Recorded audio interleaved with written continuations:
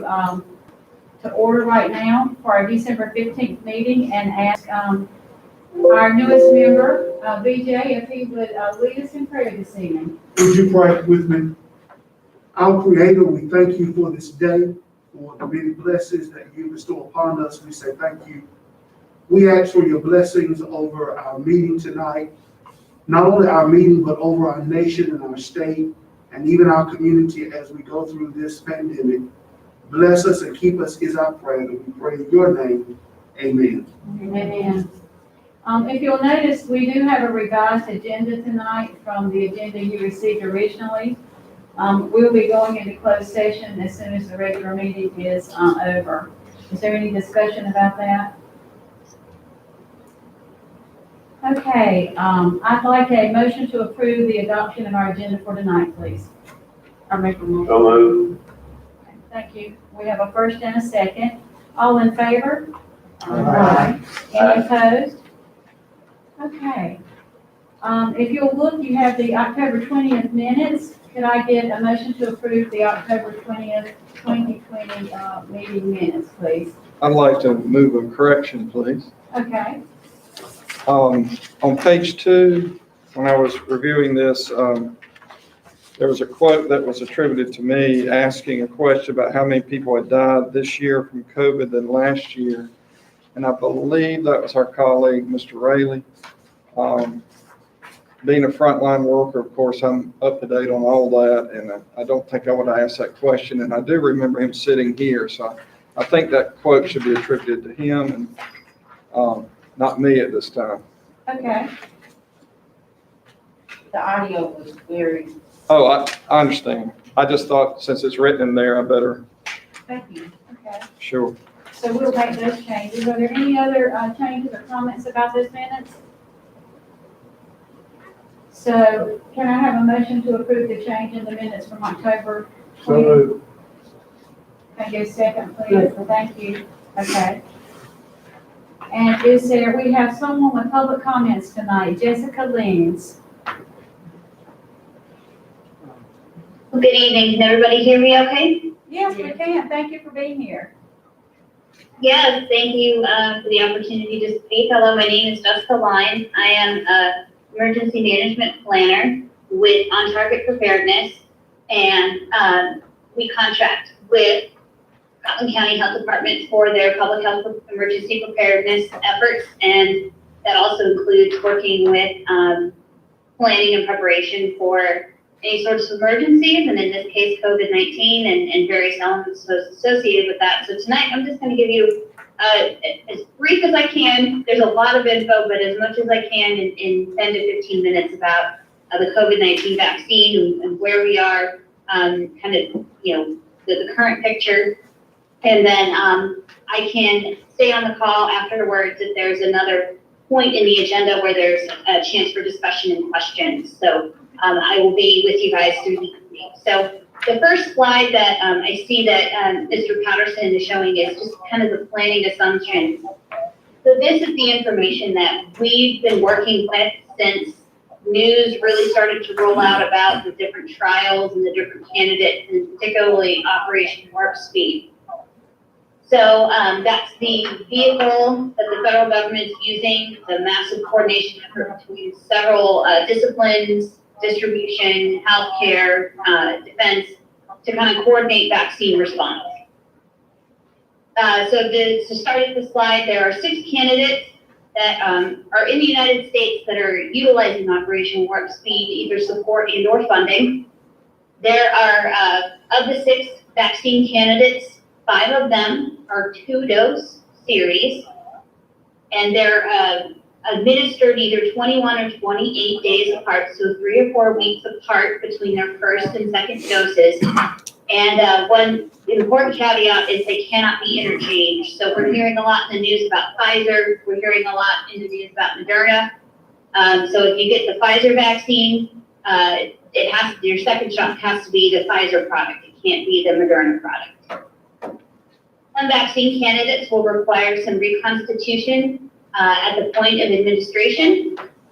And separate from the vaccines themselves, there is an ancillary supply kit that is being sent to the providers that are approved to administer the vaccine, and anything in this kit is there to help the administration of the vaccine, including syringes, alcohol prep pads, and a limited amount of PPE.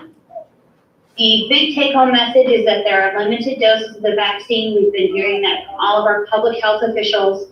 There's very limited doses out there, and so the very early phases of this vaccination campaign will be focused on the healthcare workforce, long-term care residents and staff, and then at-risk individuals over 65 years of age. We can go on to the next slide.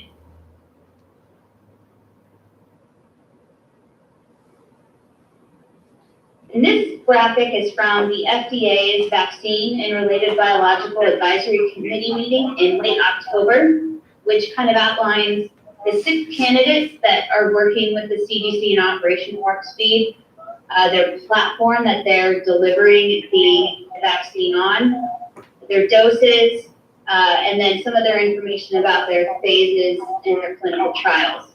The takeaway from the phases is that most of the clinical trials are focusing on adult populations. I think the AstraZeneca vaccine has some trials going with children the age of 12, but most of the trial data is from the age of 18 and older. So a lot of the research and a lot of the information that we have is based on the adult population or older teen population. All right, next slide. From a jurisdictional standpoint, we have a medical countermeasures plan, which is part of our health department response plan. And technically a vaccine is a medical countermeasure. However, as we've learned with a lot of things related to COVID, like we are meeting virtually tonight, there's a lot of other considerations that go into how do we successfully develop a vaccination. So the CDC and Operation Warp Speed, they have a playbook, which all of the health departments and all our health partners are using and referencing. It's a lot of really great information. It's publicly available on the CDC website. They enrolled what they are calling providers and sites. So the Scotland County Health Department is a provider, and the site that they are approved to administer vaccine at is the health department. That'll be where vaccine will initially, be delivered when it does, when we finally get allocations in Scotland County. The providers that were first enrolled in North Carolina were our local health departments and districts and our hospital partners. And there were over 215 providers enrolled in the state. So we, in Scotland County, submitted our enrollment form to DHHS in mid-October and received our approval about a week later. So the main focus from a planning perspective is kind of prioritization. We know that this virus is hitting certain populations harder than others, certain age groups harder than others. So the CDC Advisory Committee on Immunization Practices has been meeting to discuss our priorities and who they recommend should get the vaccine first. And so they met in early December to discuss the long-term care residents and their staff and who should be in that vaccination priority. And then they also regularly meet when the FDA goes through their emergency use authorization process. So the FDA emergency use authorization process, as we've heard, there's been a lot in the news about that. They are the first hurdle that a manufacturer has to cross or jump over before vaccine can start to be administered in the public. So the Pfizer EUA meeting was on last Thursday, the 10th, and the FDA's committee is scheduled to meet on Thursday for the Moderna vaccine. So following the FDA meetings, the CDC has one more meeting with their advisory committee, and once those two hurdles are crossed, then vaccine distribution and administration in the population can begin. Next slide. So Pfizer's vaccine, again, they filed for their emergency use authorization with the FDA in the week before Thanksgiving. and then it was granted on the 11th or on Friday of last week. Their vaccine requires ultra-low cold temperatures. We've also heard a lot about that in the news. Their shippers that they're using utilize dry ice, which is an interesting planning challenge and logistical challenge. Some locations have these specialized freezers that can maintain those ultra-low cold temperatures. Other sites don't, so we'll have to use dry ice to maintain the temperature of the vaccine if that is allocated to Scotland County in the future. For Pfizer, they ship in very large doses. So 975 doses are the smallest order you can get from Pfizer. So that is why this week, as we saw vaccines start to roll out across the country, it went to the large hospitals. It went to our hospital locations that have concentrated workforces and a large, usually within their health network, a large population that they should be able to effectively get that vaccine out to. In addition, they also, in most settings, have the ultra-low temperature freezers to maintain the integrity of the vaccine. So the Pfizer vaccine was recommended and authorized for use in the population 16 years and older. For their clinical trial data, they had over 43,000 volunteers, and from their press release and their information, they advertised 95% effectiveness in adults 18 years and older from their analysis data from their trials. So again, the product was distributed at 53, or is currently being distributed to 53 hospital sites in North Carolina this week. The state as a whole got about 85,000 doses in our first allocation, and allocations will continue to roll weekly after that. However, the CDC and the Operation Warp Speed team haven't provided the state yet what our next allocation amount may look like for the Pfizer vaccine. Next slide.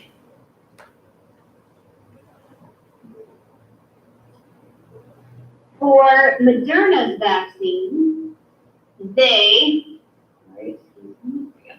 For Moderna's vaccine, they again have the FDA meeting this Thursday to evaluate their emergency use authorization application.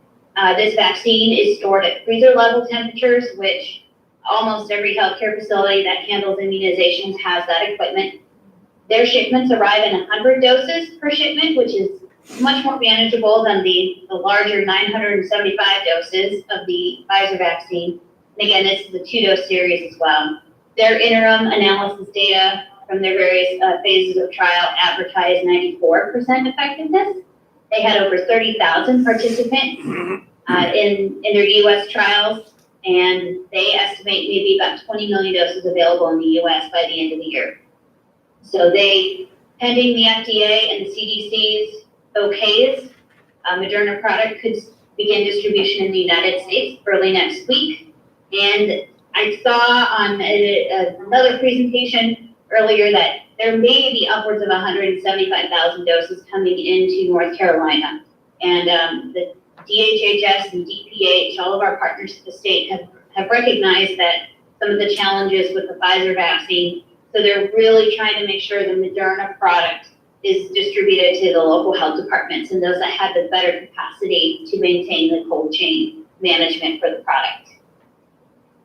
Go on to the next slide.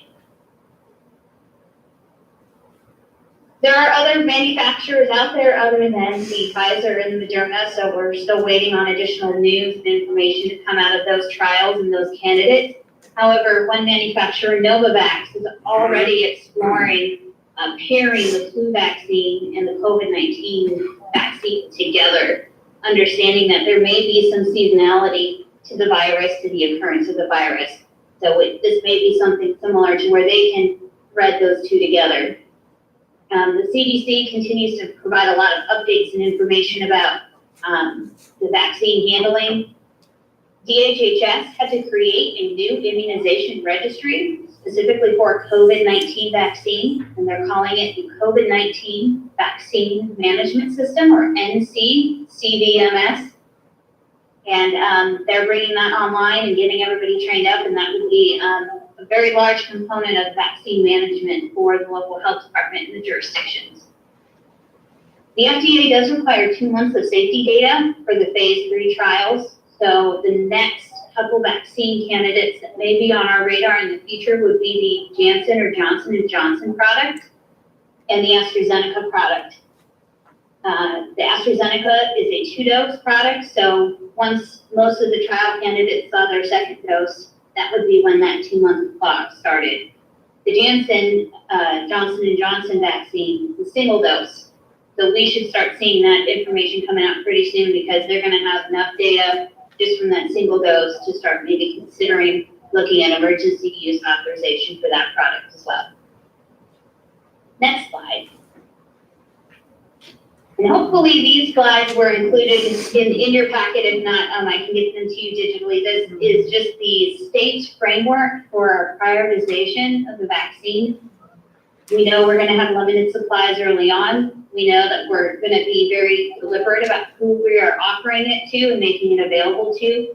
And our first couple rounds, you just wanna flip to the next slide, is really gonna focus on our healthcare workers and those at high risk, particularly those with, treating COVID patients, even those working in support of the COVID wards, and then our long-term care staff and residents, since we know that population has been hit particularly hard with this virus.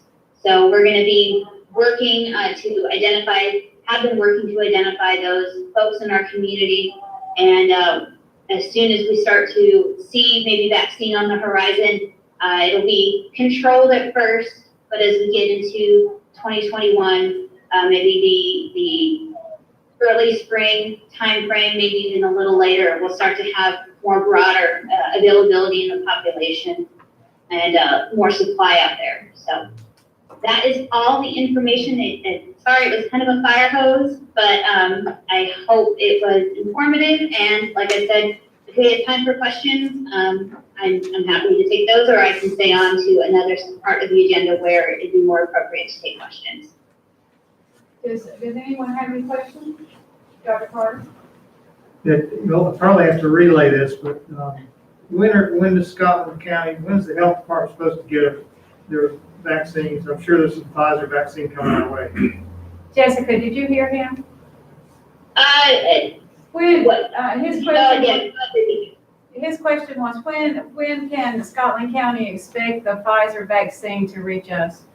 Actually, I just got some information, 6 o'clock this afternoon, emailed from DHHS. Scotland County Health Department and Scotland County Healthcare System are in week 2 of the Moderna distribution. I don't know if that means next week, or if they, because that's the week 2 of the distribution, or if that would be or if they're waiting to get a second dose of Moderna in. But on the distribution list, Scotland County Health Department is currently scheduled to get 400 doses of the Moderna. Scotland County Healthcare System is scheduled to get 500 doses of the Moderna vaccine, sorry. Because there's no virus in any of them. That's true. No, there's no virus in any of them. The Pfizer and the Moderna vaccines are actually using new technology, so it's the mRNA is something that we're not familiar in terms of vaccine delivery. So it's certainly new and exciting research that's out there. And thank you for that update. For the timing of it, I was watching a press conference from Operation Warp Speed yesterday, and I think they were counting like the first week that vaccine rolls is week 1. So if everything passes, if the hurdles are all passed for the Moderna product Thursday and into the weekend, I think next week is considered week 1, and then every week after that would just be the, add 1 to that. So I can double check, but to have those hard numbers, that is really great information. I think the DHHS understands logistical challenges, particularly for the Pfizer vaccine, because it's so much and because it's got such strict temperature requirements that require special protective equipment, that require special equipment to maintain it. So they're really, I think, trying to hold off from getting that very, very large, challenging product to the health departments initially. Now, that doesn't mean we won't see it in the spring, but by the time we're into that part of the vaccination campaign, we could be reaching more of the broader public and set something up like a mass vaccination clinic, either at the health department or any of our other sites that we've identified in our plan, to offer that and make it available to the appropriate population of priority groups. Can that be, email to us, that Pfizer? That PowerPoint? Yes. Any other questions or comments? Jessica, thank you. Thank you very much for your information. It was very helpful. Absolutely, and again, I'm happy to stay on, if there's any other comments or anything else that comes up. Okay, thank you. Thank You're you. welcome. We'll move ahead with our administrative reports. Our first update is our budget. Is Tim, are you doing that for us? I'm filling in for Tim today. Okay. He looks a lot better today. Yeah. I like him in pink. Yes, you're good. Thank you so much for doing that for us. You're welcome. I don't have to get up to stand right there, right here.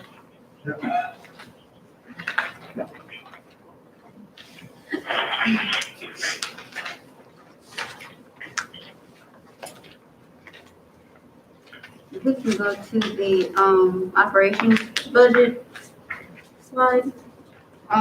We're currently under 8%. We're supposed to be at 42% for our budget, but we're actually under budget by 8% for the from year to date as 11/30. That expenses or revenue? Expenses.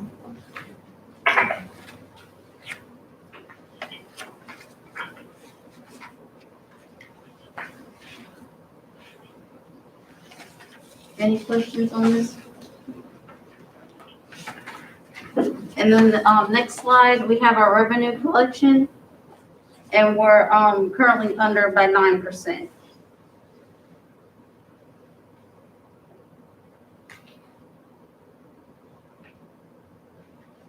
Some of our clinics are a little bit low, like our STD, our TB clinic, but we're only doing screenings. We're not actually doing the testing for TB and our immunizations.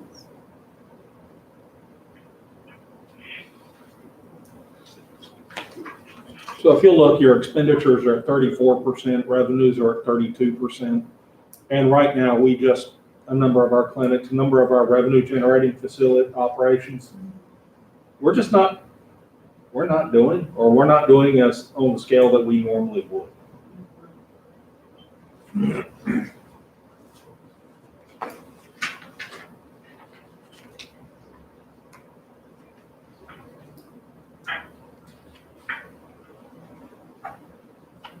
And then as our next slide, you'll see there's just a graph between the current fiscal year and the last two previous fiscal years.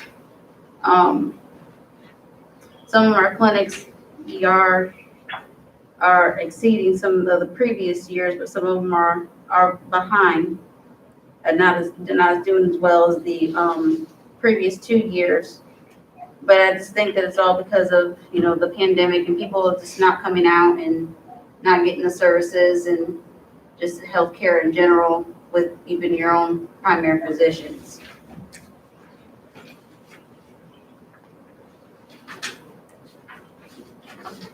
Any questions?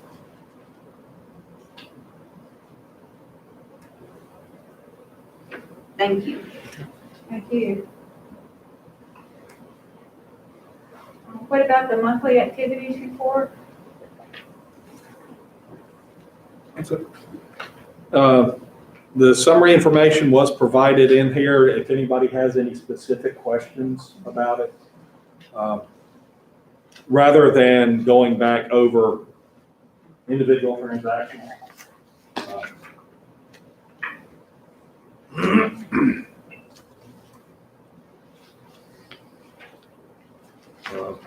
And of course, you've all seen Donna and her team have been doing an incredible job of tracking information keeping partners involved, making sure that they're aware of what's going on so they can make appropriate decisions.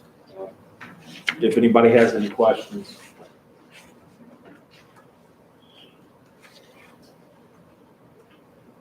And the health department report. And this was in your packet, so I don't know that we need to go over it line by line item, but what I will say as a takeaway for the nursing aspect is we're down 2 nursing positions. And we're struggling right now to try to manage clinic and COVID all at the same time. We have contracts with, and we have a case manager with CCNC and, actually 2 case managers and 2 contact, investigators. So that's helped a lot, but we, and one of our nurses that's employed is out working from home with medical issues, so that's been a challenge too, that she's able to help from home do follow-up calls for COVID and those kind of things. And we still have to manage the STD workload and follow up all those, and we still have salmonella, and we still have pertussis, and we're still having to do that too on top of COVID. I do most of COVID, but they do their pieces of it. So we're trying to get those people hired.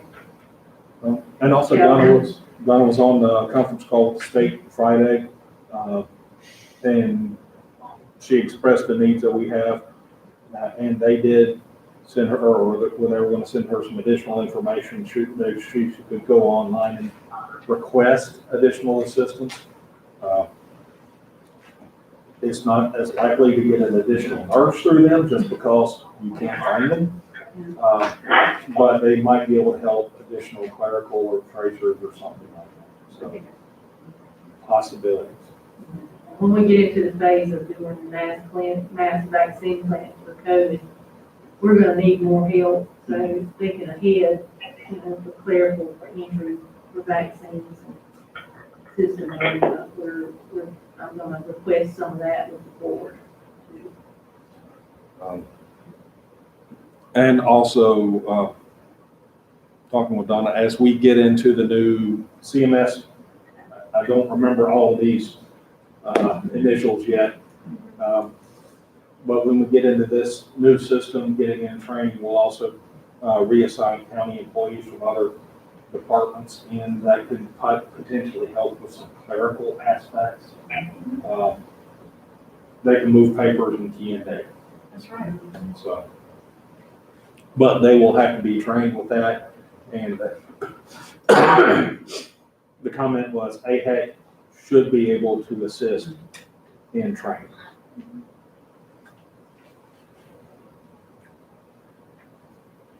Any comments or questions?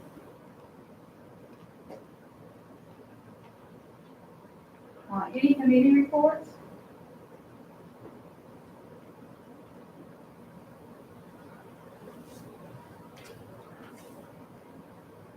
And any unfinished business that you're aware of?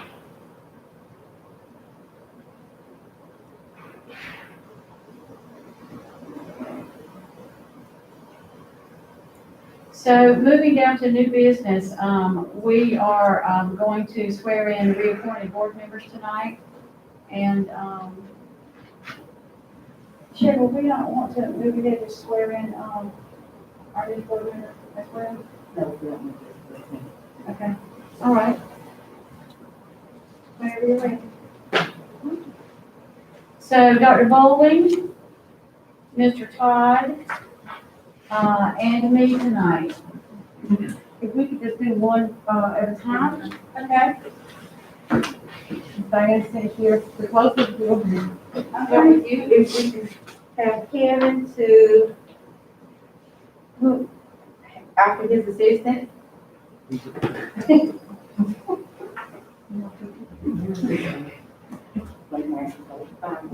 Diane, you can put your right hand on the Bible and have your left hand up and repeat after me. I, Diane Dean. I, Diane Dean, Do solemnly swear do solemnly that swear I will support and maintain the Constitution and laws of the United States that I will support and maintain the laws of the Constitution of the United States and laws of North Carolina, and laws of North Carolina, not inconsistent therewith, not inconsistent therewith, and that I will faithfully discharge the duties of my office and that I will faithfully discharge the duties of my office as a member of the Scotland County Board of Health. as a member of the Scotland County Board of Health. So help me God. So help me God. I, Diane Bean, I, Diane Bean, do further swear do further swear that I will that I will and truly execute and truly the execute duties of the office the duties of the office as a member of the Scotland County Board of Health as a member of the Scotland County Board of Health according to the best of my skill according to the best of my skills and ability, and abilities, according to law. according to the law. So help me God. So help me God. Thank you. Thank you for this time. Thank you, Sue. Susan, did you want to switch and skip my fine? All right. Dr. Bowling, what, Mr. Cox, since you're closer.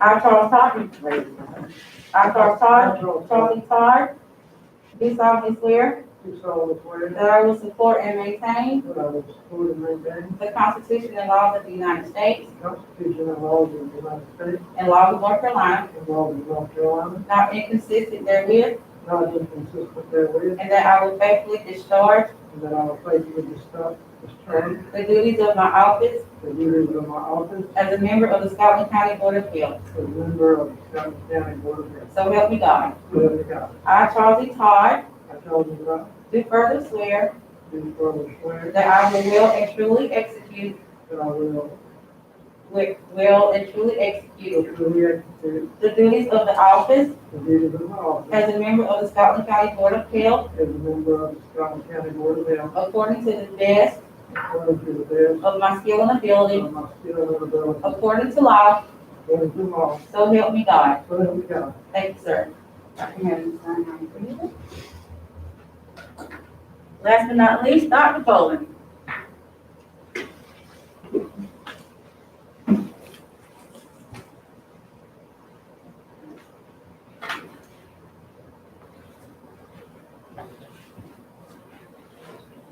You can run through the names.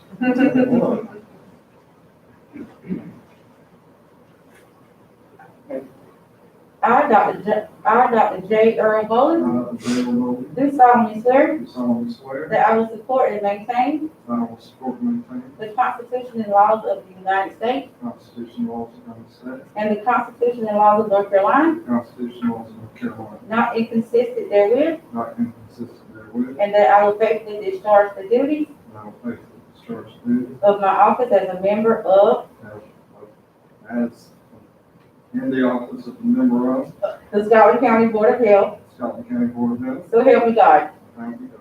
I, Dr. J. Earl Bowling, I'm about to Bowling, do further swear do further swear that I will and truly execute I will and truly execute the duties of the office the duties of my office as a member of as a member of the Scotland County Board of Health Scotland County Board of Health, according to the best of my skill according to the best of my skill and ability, and ability, according to law. according to law. So help me God. Help me God. Thank you, sir. You can. I'll send you right here.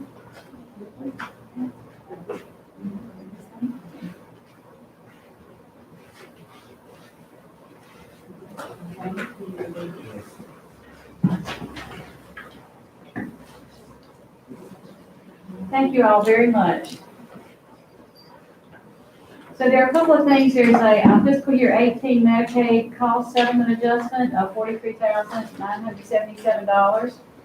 And there's also new funding for immunizations, $11,639 for influenza activities. Do I have a motion that we approve that? So moved. And a second? We have a second. All in favor? Any opposed? Okay. And approval of the 2021 schedule. Those are our meeting dates for next year. So I guess the question is that correct, Sharon? So the question is, do we want to continue every other month meetings or go back to monthly meetings? Does anyone have any discussion about that? I'm like, how do you think? Or, So Ms. Monroe says that she would prefer the every other month meetings. Any other discussion?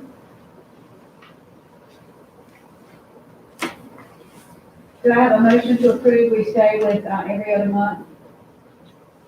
So moved. Okay. Okay. Any, is everyone in agreement with that? All in favor? Aye. Any opposed? All right. So our calendar for next year will be every other month here. Is there, any other informal discussion? Donna, are you going to present? Okay. Any other discussion? I do have a COVID-related question, and that is, what is our policy with our health department as it relates to providing testing? But I know I've heard a number of times, what you said is done about there being shortage on staff. But I know for most people in our county, especially those who are uninsured, they've had to go out of the hamlet to Goshen, or some of our local churches. Our church and a few others partner with Goshen to provide testing. But what is the health department's policy as it relates to? our standing order is that we can do uninsured patients, and they have to have symptoms or have had an exposure. A lot of people just want to be tested because they want to be tested, and we don't do that with our resources. Have we had a lot of people that we've tested? No, and, Richmond, RHCC, which is Carson Hospital, they are a F2HC, which is a federally qualified health center. They get money for that as well. So they have had regular testing events, and I think that people just need to know where to go, more than it's available. They just need to know how to get to it and where it's at. That Find My Testing site is a good place to find pop-up clinics and ones that are ongoing testing sites. But there's Goshen will test anybody that's infected or whatever, they do that all the time. But they're closed on Friday, so that's a challenge for some people, and a lot of places close on Friday afternoons that do testing all week long. Scotland Healthcare has been awesome with trying to get people tested that need testing, and if somebody has a PCP, I think they can get tested through there just if they just want, even if they don't have insurance, they're gonna get tested. So for the health department, they have to either be exposed or have symptoms. What about hospital? I'm not sure exactly, because the doctor makes that order for the patient, so if the doctor orders it, But you don't just show up. I mean, some people say that they did and they got tested. I think you're supposed to have an appointment. Yeah. You can go as long as you call, you don't have to have a doctor, or just call ahead of time. The call that Kevin and I was on Friday, we talked about, that group will come in and set up testing sites, and I told them I'd kind of like to do one weekly somewhere for testing. And at one point, we tried to use, the Rainbow 66 location, but they wanted to be paid to use their location. And these people come in and contract, and they don't. So Kevin talked about possibly using school sites. But we just have one on, I think that was something. Yeah. And I asked that question for a number of reasons, two of which I'll share, and then I'll be quiet. One, I've had a lot of people who inquire, when do I get tested? But then I am president of our local ministerial alliance, which is a grouping of about 40 churches. And we are constantly getting outside people coming wanting to test. Just today, I got 2 companies called wanting to go to our church would host. But the conversation always goes back to the health department. I didn't know what that response should be as to how that testing goes, and then how our church is set up with other testing, people with black ups. We've done a lot of county employee testing. And some high-risk individuals that had met the criteria to test for the health department. We don't do a lot. So can the churches, tell the outside agencies, or do they need the health department? When we did we did them two, at our church, and the health department came out and gave out some things there. Okay, But we just went with caution okay. on both of our, and I know probably Hopewood does it once a week. We do for quite a few churches. Do you know what testing you're doing, what test you're actually administering? Is that? Goshen does the Yeah. And there's not a record in Scotland County? Not- Yes. It is. There's rapid antigen. Well, at the hospital, but they usually use that for people who are going to be inpatient. Okay. And we're finding, because of COVID, a lot of the resources through labs, where we get testing supplies for GC, chlamydia, other things, we're actually running short of those supplies because they're focusing so much on producing the COVID supplies. So right now, at health department, we're getting to the point where we have to be selective as to who we do GC and chlamydia testing on, because we don't have the supplies. With other vaccines, like when they probably know that new vaccine for the kids this year, is that being put on hold? A lot of them on hold because they have so many COVID patients and the office, so they're saying they can't get orders for those vaccines. You can empirically treat, you know, if somebody has an STD or, you know, you can't if they're exposed, but when you start empirically treating everybody that walks through the door, Vitromax, Rocephin are the two treatments for chlamydia and gonorrhea, and they use those to treat pneumonia and COVID patients. So then you're gonna start looking at medication shortage when you start treating everybody that walks through the door thinking they have an STD. So there's challenges coming.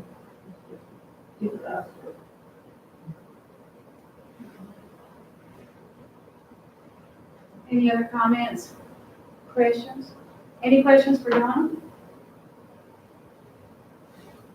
If I might, one piece of information, the commissioners at their last meeting did take up a first reading of an ordinance that would basically allow county departments to levy a civil penalty for violations of the governor's executive orders. That will go back for its second reading at the January meeting. But right now, the county attorney is also working with the chairman about drafting the language, which would actually go into the state of emergency that would do similar aspects. However, if it's done through the state of emergency, it would only be in unincorporated areas. So it would not be inside of Gibson, Wagram, Warrenburg, East Laurel. It would only be out in the county itself. If it's done through an ordinance, at that point in time, it would apply. Okay, one more comment on testing. I just communicated with the hospital. You probably know as much about this, so correct me if I'm wrong. So the hospital offers mobile screening targeted towards uninsured areas, North Laurinburg, Pembroke, and Bennettsville, so they do that. They've done it at Bright Hopewell, the Solicitor's Office in Bennettsville, Stewartsville Baptist Church, Berea Baptist in Pembroke, and also in Wagram and Maxton. And I'm going to assume that's probably antigen testing too. I don't think they probably back that up with PCR unless they're significant symptoms. And then they have, and none of those require a doctor's order. Drive-through testing on the hospital campus, it's free, but does require a doctor's order. And I know when Scott was doing testing at Bright Hopewell, I've had some patients who've been through there, they get their results in 2 days. It's a 2-day turnaround for the test. So that's probably PCR. It's a two-day turnaround, so it's there. And whenever Goshen does it, like they did at our church, it was 2 to 3 day turnaround. Or when people are going up to have it, they're doing the work. They're doing the rapid test up there, yeah. So the rapid is positive, it's a good test. If it's negative, you can't be sure. They may just have an early case. PCR is more sensitive to fix those.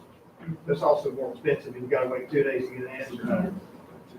But I think most of Scotland's testing actually, even in their drive-throughs, is a 2-day turnaround. So they're using it. Using most of that, that's right. Any other questions or comments? So, we're going to move into closed session, but what I'd like to do first is, thank everybody for attending. Those online and those here, thank you for attending this meeting on December 15th. This is our last Board of Health meeting for the year that we're aware of as of this date. We as a board would like to wish everyone, and I'd like to wish you as well, a safe and blessed holiday season.